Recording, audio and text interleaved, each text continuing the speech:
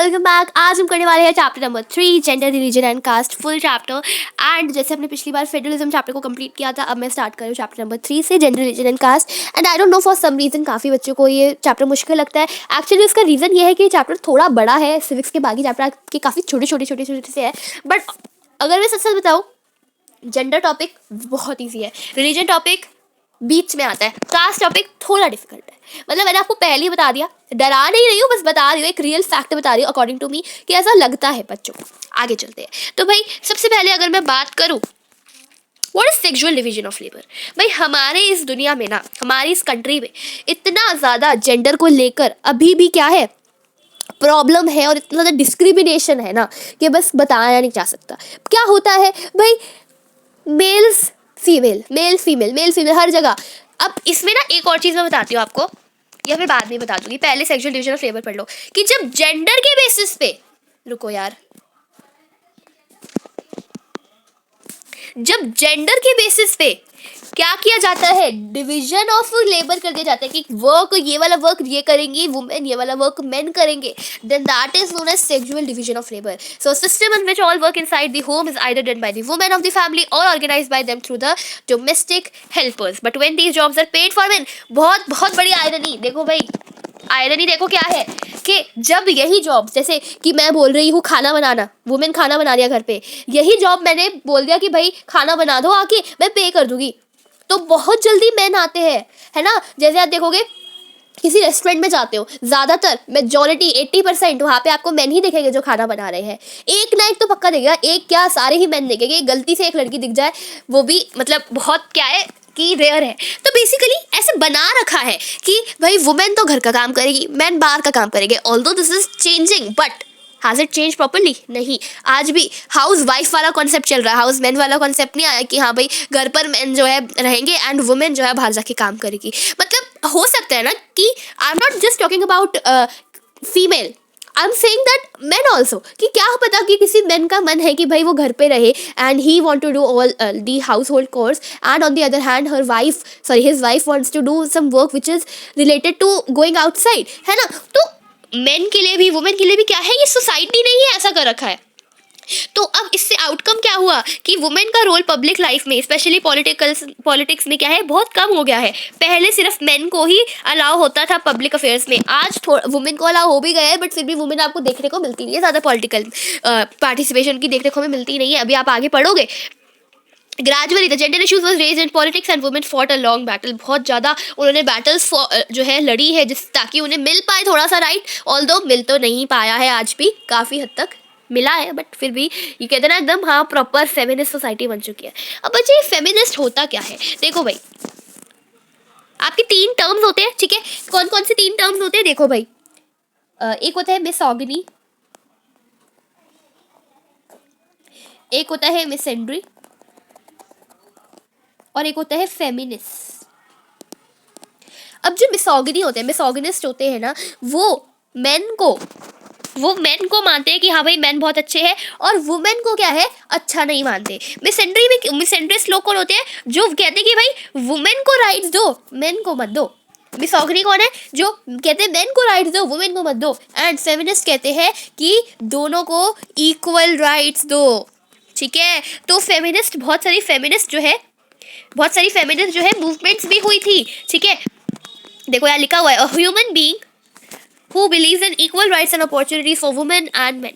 तो बहुत like there are agitations in different countries for the extension of voting rights। तो demands क्या रही है वुमेन की कि भाई पॉलिटिकल और लीगल स्टेटस अच्छा करो उनका, उनके एजुकेशन एंड करियर अपॉर्चुनिटीज़ बनाओ। और बहुत ज़्यादा रेडिकल वुमेन मूवमेंट का क्या मेन था कि भाई पर्सनल और फैमिली लाइफ में भी थोड़ा सा हमें राइट दो। उनका मानना बेसिकली ये है कि भाई जो फैमिली लॉज भी बनते हैं ना, आज के लिए अभी हम पढ़ेंगे रिलीजन वाले पार्ट में, कि वो भी वुमेन के अगेंस्ट ही बन रहे हैं, है ना। भाई जैसे आपका 3 तलाक वाला एक था, अब तो बंद हो गया इंडिया में, बट 3 तलाक वाला था, उससे भी ज़्यादा दिक्कत तो वुमेन को ही हो रही है। भाई वुमेन अपना घर छोड़कर आई है, भाई अब हस्बैंड ने बोल दिया 3 तलाक खत्म, वो हुआ तो जो मेल लॉस वुमेन का ही ना, है ना। वैसे भी आजकल की सोसाइटी ऐसी है, तो बहुत प्रॉब्लम्स है भाई। अच्छा यहाँ पे एक चीज़ आई डोंट थिंक सो कि मैंशनड है, बट मैं बता देती हूँ। हाँ, मैं एक चीज़ बता देती हूँ कि कुछ कंट्रीज़ है, जैसे कि आपका फिनलैंड है, स्वीडन है, नॉर्वे है, इन कंट्रीज में बहुत हद तक वुमेन की पार्टिसिपेशन हुई है। इन कंट्रीज को हम पता है क्या कहते हैं, क्वेश्चन आ जाता है, इन कंट्रीज को कहते हैं स्कैंडिनेवियन, ठीक है। स्कैंडिनेवियन कंट्रीज जो है जैसे कि स्वीडन, नॉर्वे और फिनलैंड, यहाँ पर वुमेन की पार्टिसिपेशन बहुत ज़्यादा है। तो इनका क्या नाम है, स्कैंडिनेवियन, ये इनका नाम है, ठीक है। अब देखो भाई, अगर हम बात करें, अच्छा यहाँ लिखा ही हुआ था, मुझे लगा लिखा नहीं हुआ, स्कैंडिनेवियन कंट्रीज जैसे कि स्वीडन, नॉर्वे, फिनलैंड, यहाँ पर पार्टिसिपेशन वुमेन का पब्लिक लाइफ में हाई है। एंड डेवलपिंग कंट्रीज, हमारी कंट्रीज में वुमेन अभी भी जो है मेन के बिहाइंड लैग करती है। हमारी जो कंट्री है, it is a patriarchal society. Do you know what does it mean by a patriarchal society? The absolute rule of main, ठीक है, of a father in the house, ठीक है, literally the rule of father. Basically कि इस society में main जो है ज़्यादा वैल्यू का होते हैं और पावर जो है वुमेन को कम दी जाती है। आज भी आप एक घर में देखोगे, वुमेन से चाहे बिना पूछे डिसीजन ले लिया जाए, बट कभी भी मेन से पूछे बिना डिसीजन नहीं लिया जाता। इनफैक्ट मेन ही डिसीजन को बनाता है, मेन ही डिसीजन को आगे लेके जाता है। वाई कांट वुमेन, है ना? तो this is a really bad and this is really sad to know. अब now there are some 5 points by which we can understand that जो वुमेन है उन्हें बहुत ज़्यादा डिस्क्रिमिनेशन जो है फेस करना पड़ता है। पहला देखो, लिटरेसी रेट जो है, यानी कि पढ़ा लिखा होने का जो रेट है वो आज भी मेन का ज़्यादा है, वुमेन का कम है, ठीक है। वुमेन का क्या है भाई, वुमेन का तो सिर्फ 54% है, मतलब 100% वुमेन में से सिर्फ 54 यानी कि 54% वुमेन ही है जो पढ़ी लिखी है, और मेन का ऑन द अदर हैंड 76% है। सोचो, एंड बहुत ही कम लोग जो है गर्ल्स को हायर स्टडीज़ के लिए भेजते हैं। क्यों? क्योंकि they don't want to spend their resources on a girl child and they want to spend their resources on a man or a boy child. Why? Just ask them. When we ask them, they say that अपने काम से काम रखो. But why? This is a really sad reality of our country. And बहुत सारी countries की ये बहुत बुरी reality है. And if you see ना कि पढ़ी लिखी ज़्यादा गर्ल्स ही होती है, आप देखोगे कि I am not saying to anyone particularly, but ज़्यादातर majority क्या होता है कि एक क्लास में टॉपर्स में मेजॉरिटी में लड़कियाँ आती हैं। फेल होने वाले सबसे ज़्यादा लड़के होते हैं क्लास में, लड़कियां कम होती है जो फेल होती है, या होती ही नहीं है मेजॉरिटी में। I am saying majority, okay, ठीक है। तो this is a really sad reality. दूसरा, वुमेन और मेन एक ही जॉब कर रहे हैं, बट पेमेंट ज़्यादा मेन को दे रहे हैं उस सेम वर्क के लिए, वुमेन को कम दे रहे हैं। इक्वल वेजेस नहीं है, क्यों नहीं दे रहे इक्वल वेजेस? पूछो उनसे कोई जाके, नहीं दे रहे वो भाई। अब इस चीज़ को गवर्नमेंट ने जब देखा था तो उन्होंने एक इक्वल रिनमरेशन एक्ट बनाया था 1976 में, इक्वल रिनमरेशन एक्ट। बट ये इक्वल रिनमरेशन एक्ट बनाने से इक्वल वेजेस मिलने का बोला तो गया था, बट फिर भी आज भी हमें देखने को मिलता है कि वुमेन जो है उनको लेस पे किया जाता है then men, even when both do the exactly same work, okay. Fourth, India में गर्ल चाइल्ड का फीटिसाइड कर दिया जाता है। कि क्या कर दिया जाता है कि वैसे तो ये सेक्स को सिलेक्ट करना बताना is not allowed in the country, but फिर भी पैसा वैसा देके करप्शन करके पहले ही बच्चा पैदा होने से पहले उसका सेक्स जान लिया जाता है, एंड फिर अगर वो गर्ल निकलती है तो उसे मार दिया जाता है। And you know about this very well, ठीक है। तो 4 पॉइंट्स ही है इसके अंदर विच शोज अस कि भाई गर्ल्स को बहुत बुरा है। वैसे एक और भी है,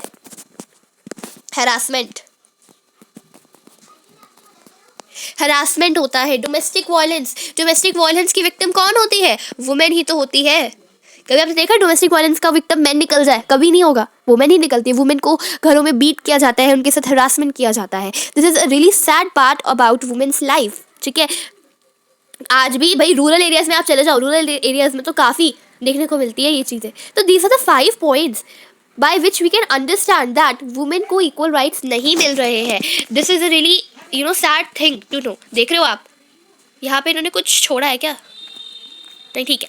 अच्छा, अब अगर हम बात करें पॉलिटिकल रिप्रेजेंटेशन वुमेन की, तो वैसे तो वुमेन की पॉलिटिकल सॉरी रिप्रेजेंटेशन है ही नहीं, बट हाँ एक बार एक केस था 14.36% वुमेन की रिप्रेजेंटेशन लोकसभा में गई थी इन द ईयर 2019। उनका स्टेट असेंबलीज में शेयर 5% से भी कम है। पंचायत में ऑल्दो पंचायत में उन्हें थोड़ा सा राइट मिला है, जैसे पंचायत में उन्हें काफ़ी हद तक दिया गया है reserve, like 1/3 of the seats are reserved in the panchayat, ठीक है। और आज भी वुमेन को ज़्यादा आप देखते हो, अगर वुमेन कभी बन भी जाती है, ठीक है, प्राइम मिनिस्टर या प्रेसिडेंट, चीफ मिनिस्टर, तब भी जो इसके कैबिनेट में मिनिस्टर्स होते हैं ना, वो कौन होते हैं? वो मैन ही होते हैं। Okay, this I hope so is clear. Also इसके अलावा इफ वी सी ना, एक हमारा नारी शक्ति वंदन अधिनियम, बेसिकली वुमेन रिजर्वेशन एक्ट, ये जो है ना हमारा बिल बनाया गया था एक, जो कि आपकी पुरानी बुक में लिखा हुआ है कि पास नहीं हुआ है, बट एक्चुअल में अब वो पास हो चुका है, बट अभी तक लागू नहीं हुआ है। दिस इज रियली इंपॉर्टेंट क्योंकि रैशनलाइज सिलेबस है तो आ सकता है। आगे चलते हैं अब हम रिलीजन टॉपिक पे। तो भाई जेंडर के टॉपिक पे तो हमने इतना ही पढ़ना था कि भाई वुमेन के साथ बड़ा गलत हो रहा है, मेन के साथ जो है बड़ा ज़्यादा अच्छा हो रहा है। भाई पेट्रियार्कल सोसाइटी चल रही है। आगे चलते हैं रिलीजन पे। अब अगर मैं बात करूँ रिलीजन की, तो आई फील लाइक कि रिलीजन जो ऐसा टॉपिक है ना, इट्स अ रियली वी से थोड़ा छोटा सा टॉपिक, क्योंकि एक तो हमारी कंट्री में रिलीजन बहुत सारे हैं, ये बात तो है कि बुद्धिज़्म, जैनिज़्म, हिंदुइज़्म, इस्लामिज़्म, क्रिश्चियनिज़्म और सिखिज़्म, सारे टाइप ऑफ रिलीजन है ना। तो उस वजह से क्या है, एथनिसिटी बहुत ज़्यादा है, डाइवर्सिटी बहुत ज़्यादा है, बहुत ज़्यादा डिवीजन है। इसी वजह से गांधी जी कहा करते थे कि जो रिलीजन है ना, आप उसे कभी भी पॉलिटिक्स से सेपरेट नहीं कर सकते। उनका कहने का मतलब ये था कि जो आपकी रिलीजन की जो मोरल वैल्यूज़ होती है, ठीक है, वो जो है पॉलिटिक्स को गाइड करती है, ठीक है। तो ही believe that politics must be guided by ethics drawn from the religion, मतलब रिलीजन से जो भी अच्छी मोरल वैल्यूज़ है उनसे आप अपने पॉलिटिक्स को और भी अच्छे से चला सकते हो, ठीक है। उसके बाद माइनॉरिटीज़ की प्रोटेक्शन करना वाज रियली इंपॉर्टेंट। हमने देखा है कि भाई जो ज़्यादातर विक्टिम्स होते हैं किसी भी सिविल वॉर के या किसी भी कम्युनल रियॉट के, कि किसी भी दंगे के, बेसिकली वो हमारे विक्टिम्स माइनॉरिटीज़ ही होते हैं। तीसरा, वुमेन ने हमेशा कहा है कि जो फैमिली लॉज होते हैं वो उनके अगेंस्ट ही होते हैं हमेशा, जैसे मैंने आपको 3 तलाक वाला बताया, ठीक है। तो उन्होंने डिमांड किया कि जो गवर्नमेंट है उसे इन लॉज को चेंज करना चाहिए ताकि वो इक्विटेबल बने, ठीक है। तो अब हम बात करते हैं, आते हैं हम कम्युनल पॉलिटिक्स पे। अच्छा, ये आपका क्वेश्चन बनेगा कि कि give us some examples that how religion is expressed in the field of politics, ठीक है। अब मैं बात करूँ कम्युनल पॉलिटिक्स की। What is communalism? Communalism is the idea that religion is the principal basis और सोशल कम्युनिटी। इस idea पे बेसिकली कम्युनलिज्म में क्या होता है कि one person is so much dedicated to a religion that he or she starts to criticize other religions in order to show his or her religion better, ठीक है। क्या होता है कि जब बिलीव्स एक रिलीजन के दूसरे रिलीजन के बिलीफ से सुपीरियर दिखाए जाते हैं, एक रिलीजियस ग्रुप की डिमांड को ऐसा बताया जाता है कि वो दूसरे रिलीजन ग्रुप की जो डिमांड है उसका अपोजिट है, देन दैट इज कम्युनलिज्म, ठीक है। तो क्या होता है भाई, कम्युनलिज्म होता है तो when belief of one religion are presented as superior to to those of other religion, when the demands of one religious group are formed in opposition to another, and when state power is used to establish domination of one religious group over the rest. अब हम various forms of communalism की बात करते हैं, ठीक है भाई, कि कम्युनलिज्म पहला मोस्ट कॉमन फॉर्म जो है वो हमारा एवरीडे बिलीफ का होता है, ठीक है, कि हम एवरीडे लाइफ में क्या है अपने रिलीजन को दूसरे के रिलीजन से बेटर दिखाते हैं, स्टीरियोटाइप्स बनाते हैं, ठीक है, प्रेजुडाइसेस करते हैं कि हाँ भाई वो रिलीजन के बिलीफ जो है अपोजिट है हमारे रिलीजन के बिलीफ से। कम्युनलिज्म में मान्यता होती है कि एक रिलीजन का फॉलोअर पूरा एक कम्युनिटी से बिलीव करता है, वो किसी दूसरे रिलीजन को फॉलो नहीं कर सकता है, ठीक है। अलग अलग रिलीजन के लोग क्या है एक साथ मिलके भी नहीं रह सकते, ठीक है, एक ही रिलीजन क्या है डोमिनेट करेगा। This is communal mind set, ठीक है। तो पॉलिटिकल डोमिनेंस की बात करें अगर हम, तो एक कम्युनल माइंड से क्या होता है, पॉलिटिकल डोमिनेंस किसी एक रिलीजियस कम्युनिटी की हो जाती है, ठीक है। क्या होता है, मेजॉरिटेरियन डोमिनेंस हो जाती है कि जो माइनॉरिटी कम्युनिटी है वो क्या है फिर डिमांड करने लगती है to form a separate political unit. तो तीसरा point, political mobilisation on religious lines is another frequent form of communalism. क्या होता है कि जो पॉलिटिकल पार्टीज होती है वो सेक्रेट सिंबल्स का यूज़ करती है, जो धर्म वाले सिंबल्स होते हैं उनका यूज़ करती है अपील करने के लिए, जैसे कि हाँ आप हमें वोट दो, हमें वोट दो, हम आपकी रिलीजन के लिए काम करेंगे। और क्या होता है कभी कभार कम्युनिज्म की वजह से रायट्स हो जाते हैं, मैसेकर हो जाती है, वायलेंस हो जाती है, जैसे कि इंडियन पाकिस्तान पार्टीशन। ये क्यों हुआ था? क्योंकि भाई रिलीजन अलग अलग थे, इस्लाम धर्म और हिंदू धर्म ये दो अलग अलग थे, इनकी वजह से जो है ये चीज़ हुई थी। तो कम्युनल माइंडसेट में आता है, एक तो एवरीडे बिलीफ्स वाला आता है, एक कम्युनल रायट्स हो जाते हैं, एक आपका जो पॉलिटिकल पार्टीज होती है वो सीक्रेट सिंबल्स वगैरह यूज़ करती है, और चौथा जो लास्ट पॉइंट है वो होगा कि मेजॉरिटेरियन आ जाता है, जिसकी वजह से माइनॉरिटी अपनी अलग स्टेट की मांग करने लग जाती है। फॉर एग्जाम्पल श्रीलंका ने करी थी, श्रीलंका में तमिल लोगों ने तमिल ईलम की डिमांड करी थी। बट हमारी कंट्री में ऐसी चीज़ नहीं आती है, क्योंकि हमारा इंडिया जो है वो सेक्युलर स्टेट है, बेसिकली वो हर रिलीजन को एक मानता है। तो उसमें क्या आपके पॉइंट है कि पहला, कोई ऑफिशियल रिलीजन नहीं है इंडिया का, ठीक है, कोई ऑफिशियल रिलीजन नहीं है। बहुत लोगों को लगता है कि हिंदी का हिंदू धर्म हमारा ऑफिशियल रिलीजन है, बट कोई ऑफिशियल रिलीजन नहीं है। हिंदू धर्म के लोग हैं मेजॉरिटी में, बट कोई ऐसा ऑफिशियल नहीं है। तो कॉन्स्टिट्यूशन जो है वो प्रोवाइड करता है सारे इंडिविजुअल्स को ये राइट कि उनको जौन सा भी रिलीजन प्रैक्टिस करना है, प्रोपोगेट करना है, प्रोफेस करना है, वो कर सकते हैं। तीसरा, कॉन्स्टिट्यूशन अलाउ करता है स्टेट को इंटरवेन यानी कि इंटरफेयर करने के लिए मैटर्स ऑफ रिलीजन में, ताकि रिलीजियस कम्युनिटीज़ के बीच में क्या है, इक्वालिटी बनी रहे। तो स्टेट कर सकती है interfere, but in the time जब ज़्यादा ज़रूरत पड़ जाए, नहीं तो वैसे ही होने देना चाहिए। अच्छा, एक और पॉइंट है यहाँ पे, एक और पॉइंट है यहाँ पे कि कॉन्स्टिट्यूशन जो है डिस्क्रिमिनेशन को भी प्रोहिबिट करता है। Discrimination, prohibit discrimination based on religion, ठीक है। तो बेसिकली सेक्युलरिज्म एक ऐसी आइडियोलॉजी है जिसके अंदर सारे रिलीजन को एक माना जाता है। In India it is practice in the following ways and that is it. So अब हम आते हैं अपने लास्ट टॉपिक पे, मतलब लास्ट सब पार्ट पे ऑफ द चैप्टर। जैसे हमने जेंडर पढ़ लिया, रिलीजन पढ़ लिया, अब हम कास्ट पढ़ेंगे। जेंडर में हमने क्या क्या पढ़ा, कम्युनलिज्म के बारे में पढ़ा कि भाई एक ही रिलीजन को सुपीरियर मान लेना दूसरे रिलीजन से, दैट इज कम्युनलिज्म। एंड हमारे इंडिया में सेक्युलरिज्म फॉलो होता है, किस तरीके से क्या होता है ऐसा कि हमने अपनी इंडिया को सेक्युलर कह दिया, वो हमने पढ़ा। अब आते हैं हम कास्ट पे। भाई ये जो कास्ट सिस्टम है ना, ये हमारे इंडिया में ही ज़्यादा देखा जाता है। क्यों? क्योंकि हमारे इंडिया में ना एंशियंट टाइम से ही कास्ट बहुत ज़्यादा है। आज भी आप देखोगे कास्ट होती काफ़ी है, ठीक है। देखो ये होती है कास्ट सिस्टम कि भाई पहले नंबर पे ब्राह्मण, जो प्रीस्ट पंडित वगैरह होते हैं, उन्हें जो है टॉप पे माना जाता है। क्षत्रिय सेकंड नंबर पे आते हैं, ये वॉरियर वगैरह होते हैं। वैश्या, ठीक है, जो स्किल्ड ट्रेडर्स होते हैं। फिर शूद्राज, ये अनस्किल्ड वर्कर्स होते हैं। फिर हरिजन, ये अनटचेबल, इनको अनटचेबल माना जाता है। एंड इनको गांधी जी ने इन हरिजन परियन को हरिजन माना था, क्यों, और कहा था कि ये चिल्ड्रन ऑफ गॉड होते हैं। तो भाई इंडिया का कास्ट सिस्टम कोई बहुत खास नहीं है, बहुत ही बुरा कास्ट सिस्टम है। तो इस सिस्टम में हेरिडिटरी ऑक्यूपेशनल डिवीजन जो है वो रिचुअल्स के थ्रू क्या है, डिफरेंट होता है। कास्ट सिस्टम बहुत ज़्यादा लाइक रिचुअल्स कि भाई ये वाला काम ये कर रहा है, चलो भाई अच्छा ये वॉरियर है तो ये क्षत्रिय है, नहीं अगर आप पंडित की फैमिली से पैदा हुए हो तो आप पंडित ही बनोगे। This is what the caste system is and was.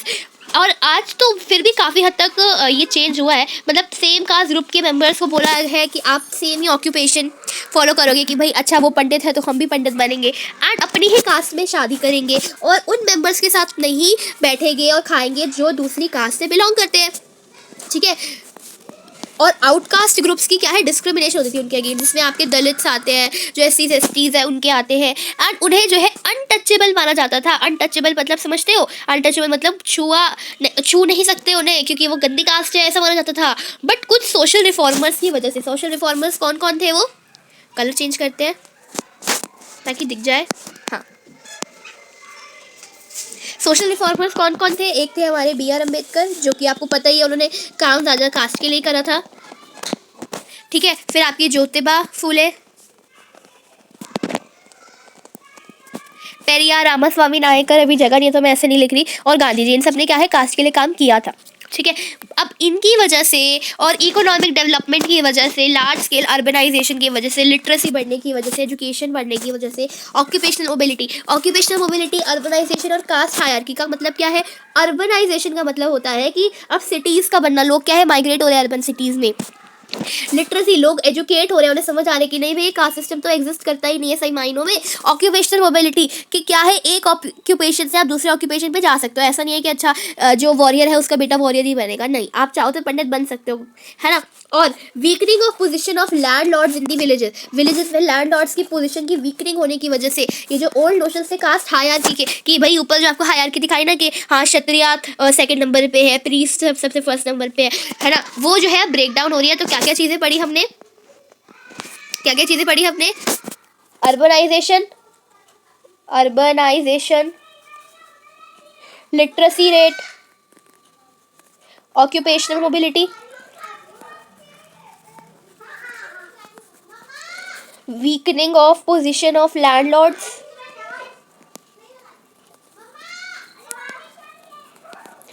और ये 1 2 3 4 और पांचवा क्या, पांचवा क्या, सोशल रिफॉर्मर्स। इन 5 पॉइंट को लिख के आना, और वैसे ही आपका 3 मार्क्स का क्वेश्चन ही बनता है। तो urbanisation, occupational mobility and weakening of position of landlords in the villages, literacy rate बढ़ा एंड सोशल रिफॉर्मर्स की वजह से काफ़ी हद तक कास्ट हायरार्की ब्रेक डाउन हुई है। बट क्या एक्चुअल में पूरी तरीके से हो चुकी है? नहीं भाई, कास्ट जो है अभी भी ढंग से हुई नहीं है ब्रेक डाउन, कास्ट अभी भी डिसअपेयर नहीं हुई। आज भी बहुत लोगों को अनटचेबल माना जाता है, which is not at all good. आज भी जो है ऑक्यूपेशनल मोबिलिटी पूरी तरीके से नहीं आई है। एजुकेशन आने के बाद भी कास्ट ग्रुप्स पे आज भी होता है डिस्क्रिमिनेशन। कई बार तो इन ग्रुप्स को, जो नीचे वाले ग्रुप होते हैं, उनको एक्सेस तो होता ही नहीं एजुकेशन को, ये नेचुरली ही पीछे रह गए हैं, ठीक है, खुद से नहीं नेचुरली रहे हैं पीछे। और इसी वजह से अपर कास्ट लोगों की जो प्रेजेंस है वो ज़्यादातर अर्बन मिडिल क्लास में हमें देखने को मिलती है। अब हम आते हैं नेक्स्ट टॉपिक पे, which is caste and politics. दो, ये आपका सेकेंड लास्ट टॉपिक है बेसिकली। एक आपका कास्ट एंड पॉलिटिक्स आता है, फिर एक आता है पॉलिटिक्स इन कास्ट। तो कास्ट एंड पॉलिटिक्स, तो पॉलिटिक्स में कास्ट कैसे आ रही है भाई? ये तो बड़ा अजीब सा चीज़ है कि पॉलिटिक्स में कास्ट आ रही है। तो देखो, this is a really true thing and आपने देखा भी होगा, जब पार्टीज कैंडिडेट्स को चूज करती है, खड़ा करती है इलेक्शन में, तो वो किसी कास्ट से जो है लेती है, ठीक है। क्या करती है कि नॉमिनेट करती है कैंडिडेट फ्रॉम डिफरेंट कास्ट, ताकि हर एक कास्ट का जो सपोर्ट है उन्हें मिल पाए, ठीक है। दूसरा वेरी वेरी इंपॉर्टेंट, क्या करती है पार्टीज जो है एक ही कास्ट के लिए क्या करती है, एक ही कास्ट या फिर ट्राइब के लिए रूल्स बनाने लग जाती है। Political parties usually take care that representative of different caste and tribe find a place in it, ठीक है। बेसिकली कास्ट सेंटीमेंट पे ना, कास्ट के नाम पे क्या है, लोग अपील करते हैं कि भाई हमें वोट दे दो, ठीक है। पॉलिटिकल पार्टीज कुछ ऐसी होती है तो कुछ ही कास्ट को फेवर कर रही है। यूनिवर्सल एडल्ट फ्रेंचाइज का है यहाँ पे,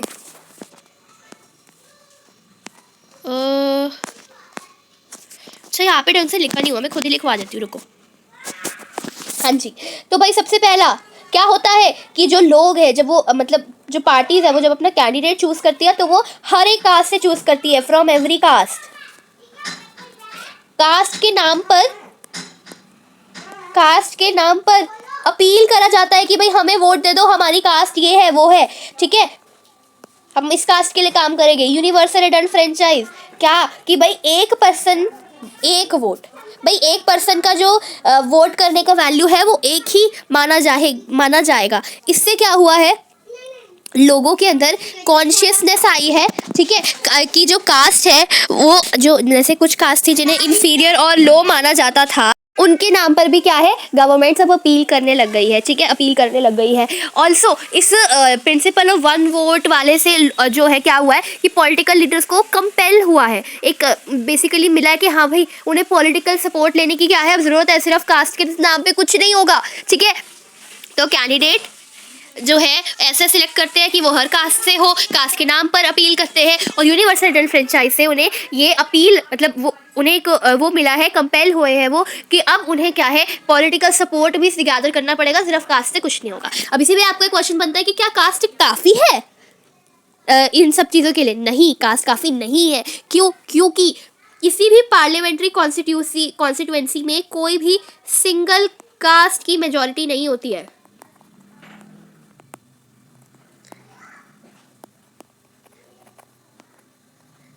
देखो भाई, सिंपल सी बात है कि no parliamentary constituency in the country has a clear majority of एक कास्ट, ठीक है, एक ही कास्ट की क्या है, क्लियर मेजॉरिटी तो कहीं पे भी नहीं है। तो हर एक कैंडिडेट को, हर एक पार्टी को एटलीस्ट 2 या 2 से ज़्यादा कास्ट का तो कॉन्फिडेंस जीतना ही पड़ेगा, सिर्फ एक कास्ट से काम तो नहीं बनेगा। दूसरा, no party wins the votes of all candidates. Basically हम जब कहते हैं ना कि अच्छा इस पार्टी का ये जैसे मान लो एक पार्टी है, उसका जो वोट बैंक है वो क्षत्रिय है, तो इसका मतलब ये नहीं है कि सारे क्षत्रिय लोग जो है उसे वोट कर रहे हैं, ज़्यादातर जो है नहीं कर रहे हैं।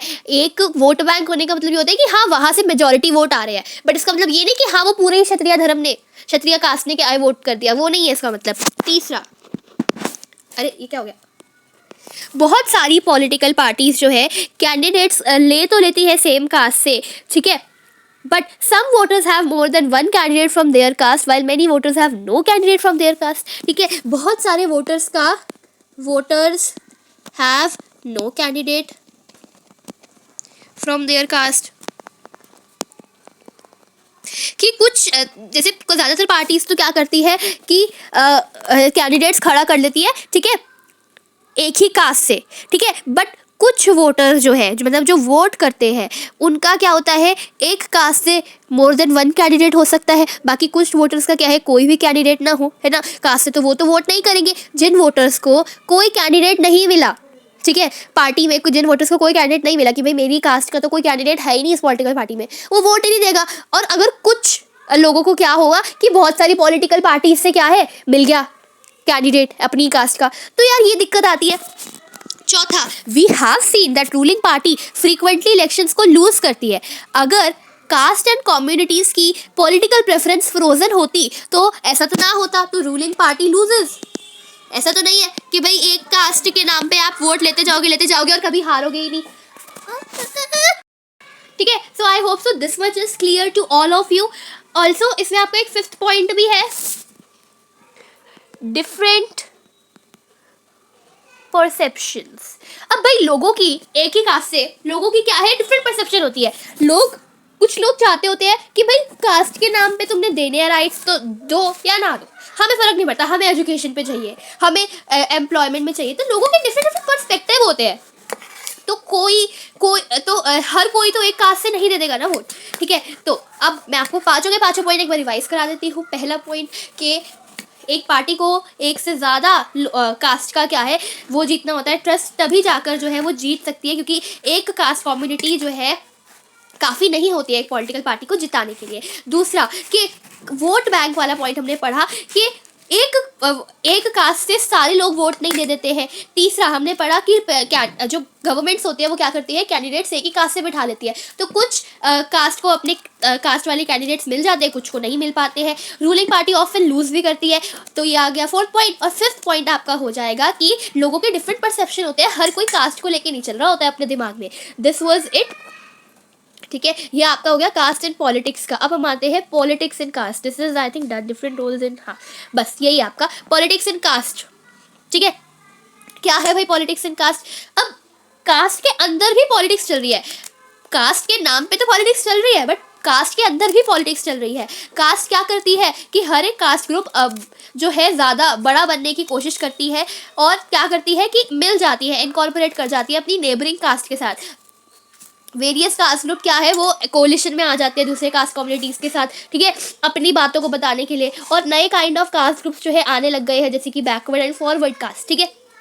तो तीन पॉइंट कौन से पढ़े कि हर एक कास्ट ग्रुप जो है बड़ा बनने की कोशिश करती है बाकी नेबरिंग कास्ट के पास आकर, एंड वो कभी कभार कोलिशन में आ जाती है, and backward and forward caste जो है आ रहे हैं। अब ये कास्ट इन पॉलिटिक्स की वजह से क्या होता है, डिफरेंट रोल होता है इनका, एक है पॉजिटिव एक होता है नेगेटिव। पॉजिटिव रोल से क्या है कि कास्ट के बारे में जो डिफरेंसेस है वो क्या है ख़त्म होते हैं, उनके ऊपर जो भी इश्यूज होते हैं बेसिकली वो देखा जाता है, तो डिस्क्रिमिनेशन क्या है वो एंड होती है, ठीक है। नेगेटिव रोल क्या है कि उनकी वजह से कास्ट की तरफ अटेंशन करने की वजह से जो मेन इश्यूज है जैसे कि पॉवर्टी, डेवलपमेंट और करप्शन, इन यहाँ से अटेंशन जो है डाइवर्ट हो जाता है। Politics based on caste identity alone is not very healthy in democracy, कि पॉलिटिक्स कास्ट के बेस पर होना this is not healthy in democracy. Democracy सही नहीं है फिर वो वाली। और कुछ केसेस में कास्ट डिवीजन से टेंशन, कॉन्फ्लिक्ट और वायलेंस भी हो जाता है। अब हम कुछ क्वेश्चंस कर लेते हैं इसके। System where a women is the head of the family then it is a matriarchy, ठीक है, वुमेन हेड है। Women face disadvantage discrimination and oppression in various way. तो इसमें आपने देखा कि भाई उन्हें पॉलिटिक्स में सही नहीं मिलता, लिटरेसी रेट, फीटिसाइड, हेरेसमेंट, और हमने पढ़ा equal reservation act. In which of the following levels of the government in India 1/3 of seats are reserve for women. Local government. What is communalism, how can we say that India is a secular state. तो आप पहले communalism लिख दोगे कि उससे क्या होता है, होता क्या है, एंड फिर आपने सेक्युलरिज्म वाले पॉइंट लिख दिए कि कॉन्स्टिट्यूशन कोई ऑफिशियल रीजन नहीं बनाता, डिस्क्रिमिनेशन को रोकता है, स्टेट को इंटरवेन करने के लिए देता है, एंड जो है क्या करता है कि फ्रीडम देता है कि आप कोई भी रिलीजन प्रोफेस कर सकते हो। Who used to that religion can never be separated, इसका होगा Mahatma Gandhi. Who is a feminist, जो कि दोनों को इक्वल माने। What have been the main objective of feminist movement across the globe, women's को राइट देने के लिए, ठीक है। तो human being who believe in equal rights is feminist, ठीक है। तो पॉलिटिकल इक्वालिटी, लीगल स्टेटस बढ़ाने के लिए, इक्वल अपॉर्चुनिटीज देने के लिए, एजुकेशन में फ्रीडम देने के लिए, ठीक है। In which of these matters as a family law deal, family law, all of these.